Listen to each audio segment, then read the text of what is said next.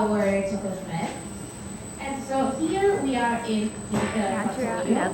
Katoyo is the newest laboratory of Bonaiuto's family. It was opened in 2018 because Bonaiuto wanted to produce chocolate bars directly from the cocoa beans. And these chocolate bars are called Bintu bars. And this laboratory is called Katoyo because this world appeared for the first time in the oldest wheel of Bonaiuto's family. And that's the oldest wheel.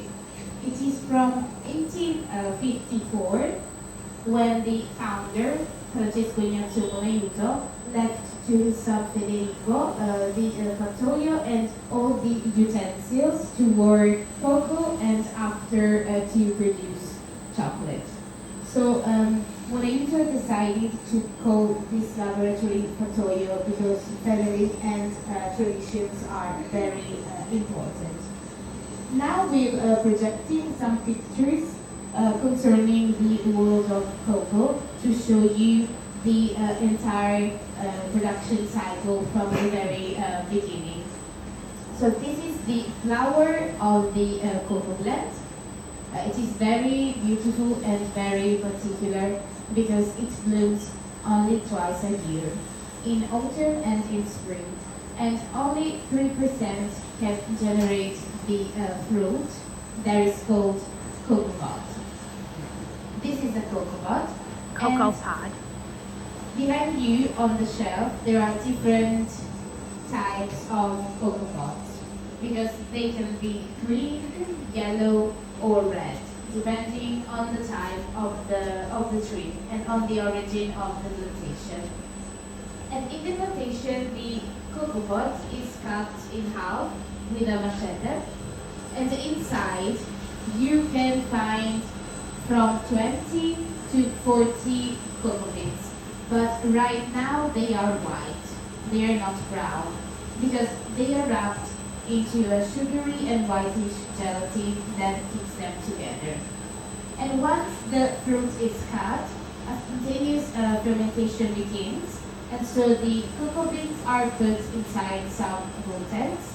They have openings both on the side and at the bottom, so that the gelatin can flow out day by day. And this process lasts about 6 days. And after that, the cocoa beans are left under the sun to dry, as you can see in the picture. And this picture shows Choao. Choao is a small village in Venezuela. It is known because it has one of the best climates for cocoa plantation, and also because it has one of the oldest cocoa plantation in the world. And the cocoa plant needs hot temperatures. So in Sicily or in Europe, we don't have the right climatic conditions. We can find cocoa plantations in South America or in Africa, not in Europe. And when the cocoa beans are dried, they are put in some jute bags. And behind you, under the shelves, you can see some jute bags. Those jute bags can contain 30,000 beans. And they travel by boat for about 3-4 weeks, and they arrive here in our laboratory. And the first step is the quality control. You can come closer to see this instrument. We make the quality control with the guillotine. Quality control. So we put 1% of a jute bag inside the guillotine. So the cocoa beans are cut in half to see if inside there are any molds or any parasites or cocoa beans with suspicious colors. And if the first sample is not good, Bonaiuto will examine a second sample. And if the second sample is not good either, all the jute bags will put aside. And we won't use that jute bags for the production. These beans here are good, and so we can go on to the next phase. That is called cleaning. So all the dupex is put on the screen, and this process is made manually. So our artisan cleans the cocoa beans from any waste that could be stones, woods, or broken beans. And this process is very important because the presence of any waste could compromise the entire production. And for the production, we need perfect cocoa beans without any waste. And after the cleaning, there is the toasting. The toasting is made with that 6-level oven. So the cocoa beans are put inside at 120 degrees Celsius for about 30 minutes. And so this toasting is the most important phase because during the toasting, the cocoa beans acquire their brownish color The cocoa and beans all are toasted. their natural aromas.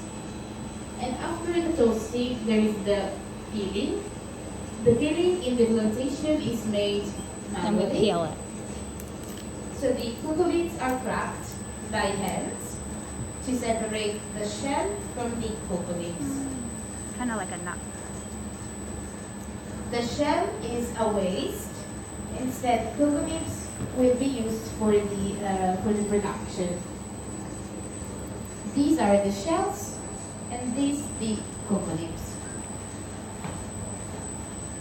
And Modica gives the shells to local farmers as natural fertilizers.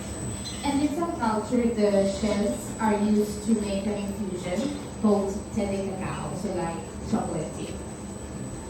But in the laboratory, we use technology to make the peeling, so technology helps us. And we use this machine that is called winnowing machine. Okay, this machine has a cracker, and the cracker cracks The machine cocoa cracks beans them. to separate the shells from the cocoa beans. So the shells, they will get vacuumed here, and when The shells both get in cracked the and then they set, go through this area. instead the cocoa beans, they are heavier, we go in that tray so that they can be separated. Oh, so it separates the cocoa beans from the shell. It gets cracked open. And then the chocolate goes down And the this bottom. process is repeated twice or more times because in the tray we could find shell traces. And for the production we need only cocoa nibs. And this is the final result. These are cocoa nibs completely cleaned from any shell traces. Have you any questions? How long do the beans roast inside of the oven? 30 minutes. 30 minutes. Yes. Oh, For about 120 degrees. And Okay. the variable can be different. 120 Celsius? Sorry, 120 degrees Celsius. Celsius, Yes, okay. Not Fahrenheit? No, Okay. no. Okay. And the variable can be different depending on the type of the cocoa beans. Do Okay. you use that as fertilizer too? That part that's separated? What do you use that for? So the shells are used as natural fertilizer, Oh, so okay. the waste. Okay. Instead, the cocoa nibs will be used to produce chocolate. for So the you said the production. first part is manual, this part you're gonna do a showing, and then you put that in the machine, right? No, No. That's there the are old two way of different. doing it. The new way was. The new No, way. there are two different kinds of. So in the plantation, it is made manually. In the laboratory, instead, we use the Machine. winnowing machine. Okay, Yes. got it. So technology helps Yeah. us. Yes. It's faster. And the next phase is the milling. The milling in the Milling. past was made with that instrument that is called metate. Metate has Aztec origin, and that metate is made of limestone, and it is from 1866. So a fire was lit underneath the stone, and the cocoa nibs were ground thanks to that rolling pin. And so this process was made manually, and as you can imagine, it was exhausting. So in the laboratory, metate has been replaced by stone mills. And that is an example. That is a stone mill. You can come closer to see how it is inside, how it works. So this stone mill has a double rotation system. And so the cocoa nibs are put inside, and they are ground thanks to the friction of the stone. And also heat is self-generated grind the from the friction. And To this make process powder. can last about 24 hours. 24 hours. And the final result is something liquid, something creamy, not a cocoa powder, because cocoa in nature is rich in fats, and 50% is natural cocoa butter. And so after the milling, we have the cocoa mass. And the cocoa mass in contact with the oxygen will solidify and will become like this. So the liquid, This is a real cocoa mass. the liquid You can take it if you want that they grind up to see dries how out, it is. and then it becomes a massive chocolate. Don't bite that one. So right now you can't eat it because it's too It's eatable. hard. And usually chocolate producers buy directly the cocoa mass. It's heavy. Yeah. And also gonna usually buy cocoa mass from Ghana to produce its chocolate bars. Instead, in this laboratory, we produce chocolate bars directly from the cocoa nibs. So they are two different kind of process. Thank you. And how long does it take you to solidify? A day? How long? Yes. Takes And about a day to get hard. we can Yeah. put now the They cocoa grind mass it up. in the tempering machine. The tempering machine has an oscillation in temperature from 31 degrees Celsius to a maximum of 45 degrees. So this is a cold process. And we can add sugar to the cocoa mass. And when we add sugar, we can call it chocolate. If there is no sugar, it's only cocoa mass. So for example, in our shop, we have chocolate bars 100%, and there is only cocoa mass because there is no sugar. And so this chocolate is made with a cold process, so sugar can't melt, and when you eat it, you will feel on your palate the sugar crystals. So that's why this chocolate is crunchy, and it is different from the other types of chocolate. Because the other types of chocolate are made with hotter temperatures, and so sugar melts. That's how they make the chocolate. It has to be like white sugar, or it can be cane sugar. What kind of Good sugar? question. So for our chocolate, we use white sugar and also a cane sugar called vanilla that gives honey flavor to the chocolate, and another cane sugar more mascovado that gives a licorice flavor to the chocolate. So we use 3 different kinds of sugar. All together, like not No, no, different no, no. batches, different batches, different. Different, no, not all together. Ah. Different, yeah. Oh. And different chocolate bars. Oh, okay. No, not together, no. Not together. Where do you guys Right. get the sugar from? What? Where do you get the sugar from? Is it local? Is it overseas? Ah, ok, il zucchero che utilizziamo è locale o dove viene? Sai? È local. They use local sugar. Mascovado instead comes from Asia and vanilla from South America. But the white sugar is local. Okay, right now, Alessandro has just poured some chocolate into our traditional molds. And as you can see, the chocolate There's is the not chocolate mold. evenly distributed. So we need to do the shaking, a traditional process, to distribute heavily the chocolate inside our traditional molds. And so now Alessandro will show us how it is done. Would you usually have a machine to pour the chocolate into the molds, or are you doing it by hand We use in the laboratory we use the tempering machine. to pour the chocolate into the To pour the molds? chocolate. Okay. That is a traditional That's method. if you We do are one at a showing time. you the traditional Oh, method okay. and the modern method. Okay. Okay.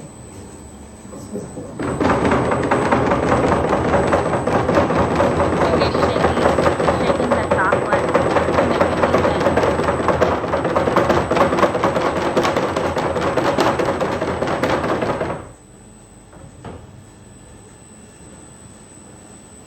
Okay, now the chocolate is homogeneous, as you can see. It's mixed up. That's because oxygen and cocoa butter has just came out. And so there are no air bubbles and no empty spaces. And this shining surface is given by the natural cocoa butter.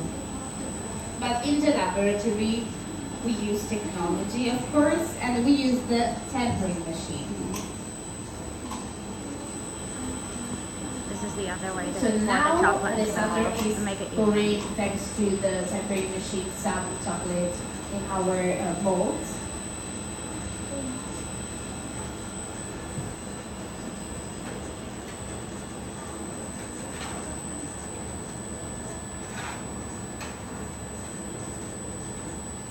And as you can see, there are white lateral trays. They are vibrating, and that vibration is the modern substitute of the shaping. Vibrating the chocolate That's mold easier. Yeah, much easier. than having to do it by hand. So when our molds are ready, we can put them in the refrigerator. And that refrigerator is specific for chocolate because it controls the temperature and also the humidity. And in a couple of hours, our chocolate bars will be ready.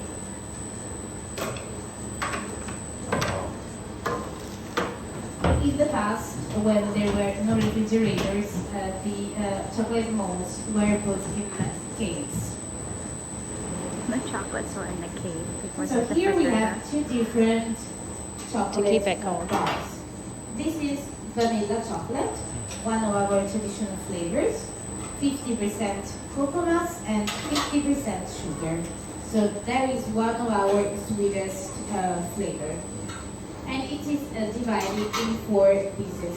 And one pieces in the past was a cup of hot chocolate.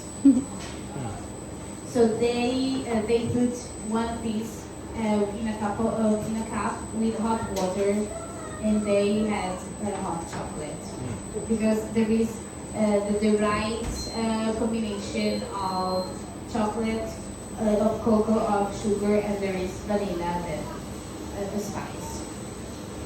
And this one is instead one of our bean to bar. That is made with cocoa beans from Choao, Venezuela. And that's bitter because it's 70% cocoa and 30% sugar. Okay, now I show you what you can find inside your tasting box. We're gonna get a tasting box.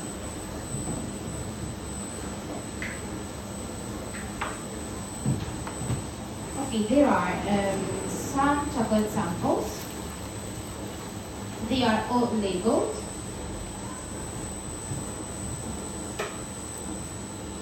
So the sweetest ones are cinnamon and vanilla, the traditional flavors.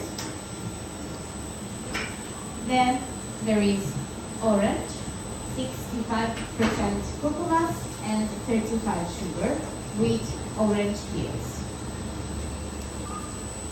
Then we have 70% with coconut from Ghana. And the other one is 70% of our Modica from Venezuela. I recommend to you to eat them one after another because to make a comparison. Because even if these chocolates have no spices, they have a different taste because the origin of the cocoa beans influences the taste of the chocolate.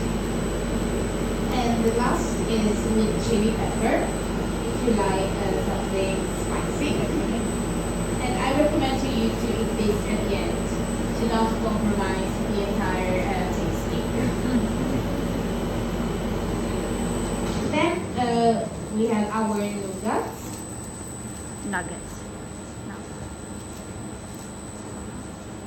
White nougat that is made with almond, egg white, sugar and honey. Roasted nougat that is made with almond, sugar and honey. This one is crunchier than the white one. Kubaita. This nougat has Arabic origins. And it is Arabic made origins. with sesame seeds, almond, orange peels, sugar and honey. And this one is called arancata. It is made with orange peels cooked in honey. And you can use it as digestive or a sweetener in hot drinks. So in infusions or tea, as you like. And the last one is called gelato di campagna, in English countryside ice cream. But it's not an ice cream, of course. It is made with almond, sugar and candied fruit. And the colors are natural. So for example, the green color comes from spinach. And this nougat has Comes the from same spinach. taste of a The green cassava. color. Have you ever tried a cassava? Oh, yeah. Okay. So this nougat was created because in the past, in summer, when Sicilian people wanted to eat cassava when they were in our refrigerators, so that was a problem because cassava has ricotta cheese. And so they created this nougat to have the same taste. And the last but not least, empanadilla, the traditional biscuit of Modica. Like It's a made ravioli. with chocolate, spices, and beef meat. Oh, beef. Someone is vegetarian? Okay. Okay, no problem. We'll give you That has meat in it. something else. Okay. No problem. So this biscuit was created in order to preserve the meat with the chocolate, because chocolate is a very good preservative. And it's called travel biscuit because it's very energetic. You can Because travel. there is the protein of the meat, the nutritional values of the chocolate, and also the carbohydrates. And for your child, we have another kind of box with our chocolate cake and some chocolate samples. And you'll taste also our chocolate liqueur, and I'll give you your boxes. Thank you very much for your attention. Have a nice day and nice holidays here in Sicily. Thank you. That's it. Grazie.